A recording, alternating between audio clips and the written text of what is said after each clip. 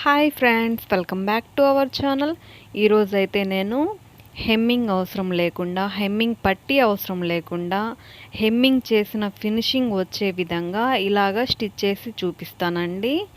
ఇలాగా మనము daily wear శారీస్కి ఇక అర్జెంటుగా కుట్టిమని అడుగుతూ ఉంటారు కొంతమంది. అలాంటి వాళ్ళకు కూడాను ఇలాగ స్టిచ్ చేసినట్లయితే చాలా హ్యాపీగా ఫీల్ అవుతారు. హెమ్మింగ్ ఫినిషింగ్ వచ్చేస్తుంది కాబట్టి ఈ వీడియో మీకు నచ్చినట్టయితే లైక్ చేయండి, షేర్ చేయండి, కామెంట్ చేయండి ఫ్రెండ్స్. ఇక ఫస్ట్ టైం నా వీడియో చూసేవారైతే ప్లీజ్ నా ఛానల్ని సబ్స్క్రైబ్ చేసుకోండి ఫ్రెండ్స్. సబ్స్క్రైబ్ చేసుకున్నప్పుడు బెల్ బటన్ని ఆల్లో అయితే ఉంచేసేయండి. అప్పుడు నేను పెట్టే వీడియో యొక్క నోటిఫికేషన్ అనేది మీ వరకు అయితే వచ్చేస్తుంది. నేను ముందుగా వచ్చేసి ఫ్రంట్ నెక్ స్టిచ్ చేసి చూపిస్తున్నాను.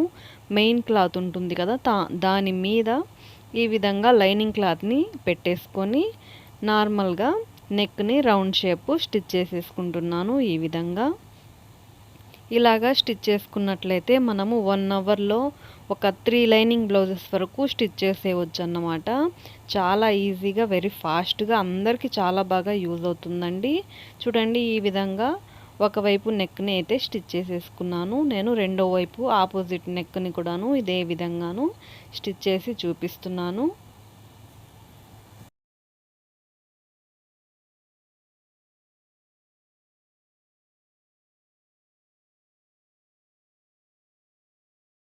ఈ విధంగా స్టిచ్ చేసేసుకున్న తర్వాత వేస్ట్ క్లాత్ మొత్తంని కూడాను ఈ విధంగా కట్ చేసి తీసేసుకోవాలి.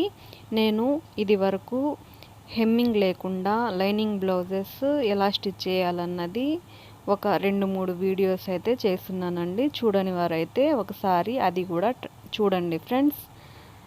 పైపింగ్ కూడాను చాలా ఈజీగా ఏ విధంగా వేయాలన్నది ఇన్విజిబుల్ థ్రెడ్ పైపింగ్ కూడాను నేను చూయించి ఉన్నాను. డిస్క్రిప్షన్లో వీడియో అయితే పెడతాను. చూడని వారైతే చూసి లైక్ చేయండి ఫ్రెండ్స్. చూడండి, ఈ విధంగా కట్స్ అనేది ఇచ్చేసుకోవాలి రౌండ్ షేప్లో. ఈ విధంగా ఇచ్చేసుకున్న తర్వాత లైనింగ్ వైపు లోపలి జాయింట్ వెళ్ళే విధంగా మనము జాయింట్ చేసుకున్న పక్కనే స్టిచ్ వచ్చే విధంగా స్టిచ్ చేసేసుకోవాలి. యాజ్ ఇట్ ఈస్ మనము జాయిన్ చేసుకున్నాం కదా, దాని పక్కనే స్టిచ్ ఈ విధంగా అయితే వేసుకున్నట్లయితే ఇంకా భయమే అవసరం లేదు. ఏమాత్రం కుట్టు ఊడిపోతుందని కానీ దేనికైనా కానీ మనకి భయం లేకుండా మీరు చాలా ఈజీగా ఈ విధంగా స్టిచ్ చేసేయవచ్చు అన్నమాట. చూడండి, ఈ విధంగా నెక్ రౌండ్ అయితే వచ్చేసింది. చూడండి, హెమ్మింగ్ చేసిన విధంగానే మనకి వచ్చేస్తుంది. ఇప్పుడు వచ్చేసి నెక్ రౌండ్ అయిపోయింది. ఇప్పుడు నెక్స్ట్ ఆపోజిట్ నెక్ను కూడాను ఇదే విధంగా నేను స్టిచ్ చేసేసుకుంటున్నాను.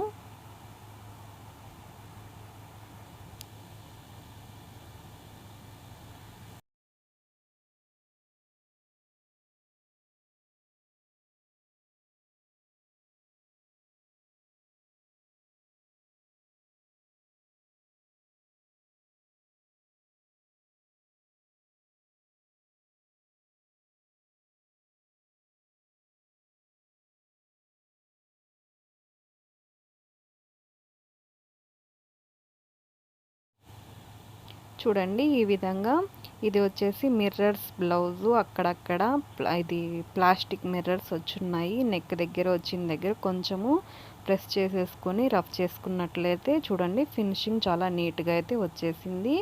ఇప్పుడు 2 పార్ట్స్ కూడాను నెక్ అనేది ఫినిష్ అయిపోయింది.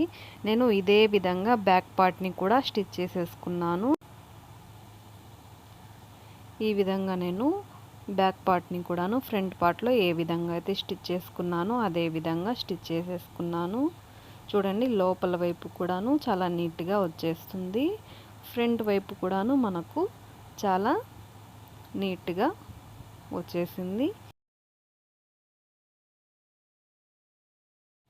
ఇప్పుడు వచ్చేసి మెయిన్ పార్ట్కి షోల్డర్స్ దగ్గర ఒకటి స్టిచ్ చేయకుండాను మిగతా అంతా కూడాను ఈ విధంగా ఎక్కడ కూడాను మడతలు అనేది రాకుండా నెక్ దగ్గర ఈ విధంగా పట్టేసుకొని మొత్తము స్టిచ్ చేసేసుకోవాలి. లూజ్ కుట్టు పెట్టేసుకొని ఈ విధంగా నేను లైనింగ్ని జాయిన్ చేసేసుకుంటున్నాను.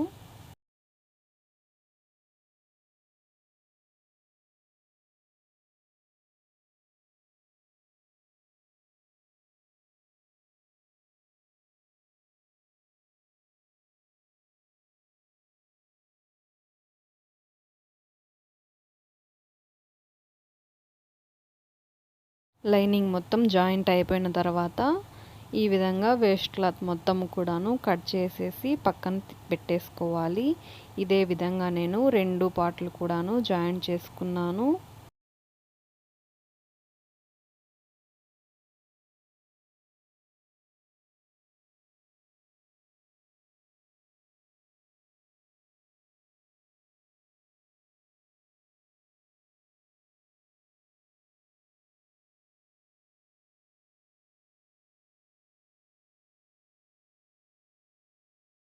చూడండి, ఈ విధంగా అయితే చంక వైపు కొంచెము స్టిచ్ని అయితే విప్పేసుకోవాలి. షోల్డర్ వైపు జాయిన్ చేయకూడదు. అదే విధంగా బ్యాక్ పార్ట్ని కూడాను కొంతవరకు స్టిచ్ని అయితే విప్పుకుంటున్నాను. ఇప్పుడు విప్పేసుకున్న తర్వాత ఈ విధంగా పెట్టేసుకొని back part cloth, lining cloth రెండింటిని కూడాను ఈ విధంగా మెయిన్ క్లాత్, లైనింగ్ క్లాత్ ఈ విధంగా పెట్టేసుకొని నార్మల్గా షోల్డర్ ఏ విధంగా అయితే జాయింట్ చేస్తామో అదే విధంగా మనము జాయింట్ చేసుకోవాలి. ఈ విధంగా జాయింట్ అనేది ఎవ్వరు కూడాను ఇంతవరకు అయితే ఏ వీడియోలో అయితే చూపించలేదండి.